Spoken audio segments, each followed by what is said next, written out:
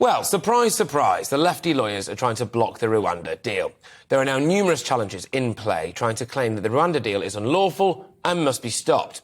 The first flight is set to depart on June the 14th, but, of course, that's not far away now, is it? But Priti Patel's right to carry out such removals, the rationality of her claim that Rwanda is generally a safe third country, the adequacy of provision for malaria prevention in Rwanda, and whether or not it complies with the Human Rights Act, these are all being challenged.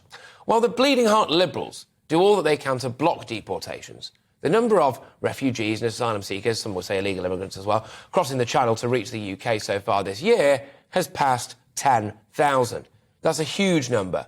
And let's not forget that we don't know who the vast majority of these people actually are. They ditch their documents in the Channel. They very often lie about what country they're from, and we simply don't know what their intentions are. Whilst I'm all for seeing the best in everyone, of course, and natural human emotions like kindness, generosity, there is a pretty simple principle at play here, isn't there? If someone knocked on your front door right now and said, "Hello, I'm not going to tell you what my name is, where I'm from, or what my background is. Can I come and live with you, please?" You'd say no. But this country keeps saying yes. These lefty lawyers like to tell people that they're on the side of vulnerable people. Right, they're not.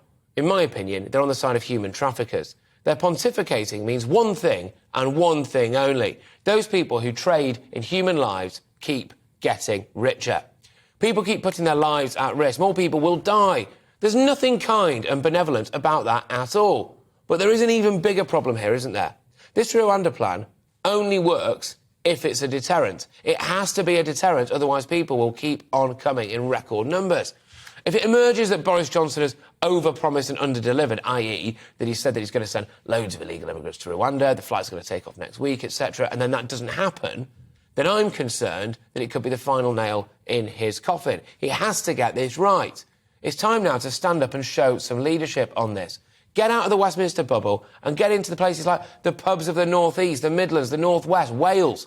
Get into the pub and talk to people, because the vast majority of us want the Channel issue sorted ASAP. They want a conveyor belt leading all the way to Rwanda. A lot of Boris Johnson's problems, frankly, would go away if he sorts out what's happening in the Channel. Tell those lefty lawyers to back off and get those planes on the runway.